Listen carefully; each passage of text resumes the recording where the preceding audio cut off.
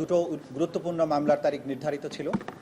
একটি হচ্ছে আসামি সালমান এফ রহমান এবং মিস্টার আনিসুল হক, তাদের বিরুদ্ধে জুলাই আগস্টে যে ম্যাসাকার, যে গণহত্যা, তার ব্যাপারে তাদের বিরুদ্ধে যে অভিযোগ আনা হয়েছিল, যে মামলাটি দাখিল করা হয়েছিল, সেই মামলাটির আনুষ্ঠানিক বিচার শুরু হলো আজকে। আপনারা জানেন যে আনুষ্ঠানিক বিচার প্রক্রিয়া শুরু হয় চিফ প্রসিকিউটরের ওপেনিং স্টেটমেন্ট বা সূচনা বক্তব্যের মাধ্যমে। আজকে ওনাদের মামলায় সূচনা বক্তব্য উপস্থাপন করা হয়েছে। সূচনা বক্তব্য উপস্থাপনের পরে পরবর্তী পদক্ষেপ হচ্ছে প্রসিকিউশন পক্ষের প্রথম সাক্ষীকে আদালতে সাক্ষ্য দেওয়ার জন্য উপস্থাপন করা। আগামী 22শে ফেব্রুয়ারি আসামি সালমান এফ রহমান এবং আনিসুল হক সাহেবের বিরুদ্ধে সাক্ষ্য দেওয়ার জন্য বাদী পক্ষের অর্থাৎ প্রসিকিউশন পক্ষের প্রথম সাক্ষী তার জবানবন্দি আদালতে উপস্থাপন করবেন, সেই মর্মে তারিখ নির্ধারিত হয়েছে। আমরা সেই মামলায় বলেছি যে আসামি আনিসুল হক এবং আসামি সালমান এফ রহমান বিগত সরকারের আমলে দুজন অসম্ভব গুরুত্বপূর্ণ মানুষ ছিলেন, নীতি নির্ধারক পজিশনে ছিলেন। তারা পরস্পরের সাথে পরামর্শক্রমে একাধিক বৈঠক করে টেলিফোনে কনভারসেশনের মাধ্যমে জুলাই আগস্টে ছাত্র জনতার আন্দোলন দমনে তাদেরকে নির্মূল করে দেওয়ার জন্য বিভিন্ন সলা পরামর্শ করেছেন, ষড়যন্ত্র করেছেন। বারুণাস্ত্র, হেলিকপ্টার এবং সামরিক বাহিনী ব্যবহারের ব্যাপারে নিজেরা পরিকল্পনা করেছেন, প্রধানমন্ত্রীকে ইনফ্লুয়েন্স করেছেন এবং তারই ফলশ্রুতিতে আমরা দেখেছি দেশ জুড়ে কীভাবে পাখির মতো ছাত্র জনতাকে গুলি করে হত্যা করা হয়েছে। তাদের ব্যাপারে 28 জন সাক্ষীকে আমরা আদালতে উপস্থাপন করার জন্য যে তালিকা আমরা দিয়েছি, তারা 28 জন সাক্ষী তাদের বিরুদ্ধে বক্তব্য দেবেন এবং তাদের বিরুদ্ধে যে সমস্ত digital evidence, documentary evidence, live evidence যেগুলো যা কিছু আছে সব কিছু উপস্থাপনের মাধ্যমে তারা যে অপরাধ জুলাই আগস্টে করেছেন সেটি প্রসিকিউশন পক্ষ অকাট্যভাবে প্রমাণ করতে সক্ষম হবেন ইনশাল্লাহ। কারফিউ জারি আর শুটের সাইডে তাদের সিদ্ধান্ত নীতিগত, যে আমরা এটাও দেখিয়েছি যে কারফিউ জারির ব্যাপারে সালমান এফ রহমান এবং আনিসুল হকের সলা পরামর্শ, তারা যে পরামর্শ দিয়েছেন তার প্রেক্ষিতেই কারফিউ জারি হয়েছে। শুট অ্যাট সাইট, যে দেখামাত্র গুলি করার যে নির্দেশ, সেই পরিকল্পনা বাস্তবায়নও কিন্তু তাদের পরামর্শেই হয়েছে। আনিসুল হক সাহেব বিশেষভাবে বলেছেন যে টু স্কুল অফ থটস, একটা হচ্ছে একেবারে শেষ করে দেয়া, অর্থাৎ আন্দোলনকারীদের একেবারে নির্মূল করার যে আইডিয়া, যে পরিকল্পনা, এই দুজন ব্যক্তির মাথা থেকেই এসেছে এবং তারা জানেন আপনারা যে তাদেরকে গ্যাং অফ ফোরেরও সদস্য বলা হয়। সেই সব কিছু আমাদের এভিডেন্সের মধ্যে আছে।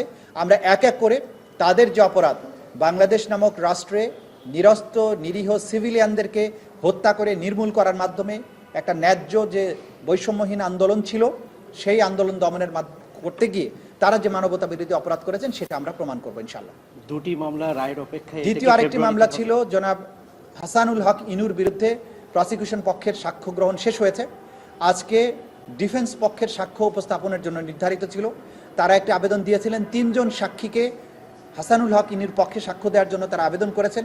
আদালত তাদের সেই প্রার্থনা মঞ্জুর করেছেন। আগামী 17 ফেব্রুয়ারি ডিফেন্স পক্ষের প্রথম সাক্ষীকে উপস্থাপনের জন্য আদালত তাদেরকে সময় দিয়েছেন। এই 3 জন সাক্ষীর উপস্থাপন শেষ হলে হাসানুল হক ইনুর মামলার আনুষ্ঠানিক সাক্ষ্য গ্রহণ পর্ব শেষ হবে।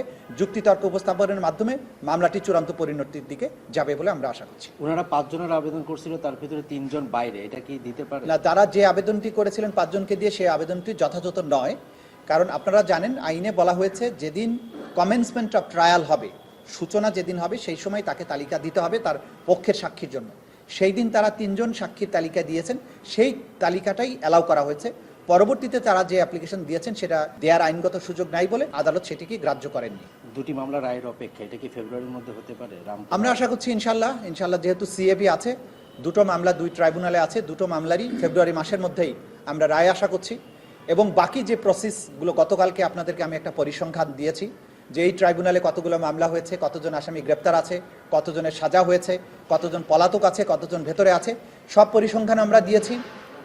আন্তর্জাতিক অপরাধ ট্রাইব্যুনালের প্রসিকিউশন তার সর্বোচ্চ চেষ্টা করে যাচ্ছে ইনশাল্লাহ। আমরা বারবারই বলেছি যে ক্ষমতার পরিবর্তন বা নির্বাচিত সরকার আসা, নতুন সরকার আসার সাথে এই বিচারের কোনো সম্পর্ক নেই। নির্বাচিত সরকার আসলেও এই আদালতের এই বিচার চলমান থাকবে। জাতির প্রত্যাশা এটা, এই জাতির প্রতি রাষ্ট্রের অঙ্গীকার এটা। এই মাটিতে যে অপরাধ হয়েছে, যে হত্যাকাণ্ড হয়েছে, যে মানুষগুলো তাদের স্বজন হারিয়েছে, যারা গুম হয়েছেন, যারা কখনো ফিরে আসেননি, তাদের প্রতি ন্যায় বিচার করার দায়িত্ব রাষ্ট্রের। রাষ্ট্র সেই ন্যায় বিচার কন্টিনিউ করবে ইনশাল্লাহ। এবং বাংলাদেশ এই জাতীয় অপরাধের ভবিষ্যতে আর কোনোদিন শিকার ভূমিতে পরিণত হবে না। বাংলাদেশ একটা নিরাপদ রাষ্ট্র হবে, ন্যায় বিচার সেটার জন্য ইনশাল্লাহ আমরা বেটার ফিউচার সামনে দেখছি। এই বিচারের প্রক্রিয়ার শেষ করার মাধ্যমে বাংলাদেশ একটি বেটার বাংলাদেশে পরিণত হবে, সেই আশাবাদ আমরা ব্যক্ত করি। Thank you.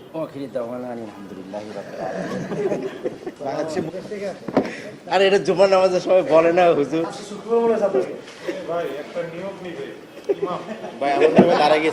বলতো আজকে বেসিক্যালি মামলাটা ছিল প্রসিকিউশনের ওপেনিং স্টেটমেন্ট এবং প্রসিকিউশনের সাক্ষী উপস্থাপনের জন্য। প্রসিকিউশন কোনো সাক্ষী উপস্থাপন করে নাই, ওপেনিং স্টেটমেন্টটা ওনারা উপস্থাপন করেছেন বিজ্ঞ ট্রাইব্যুনালে।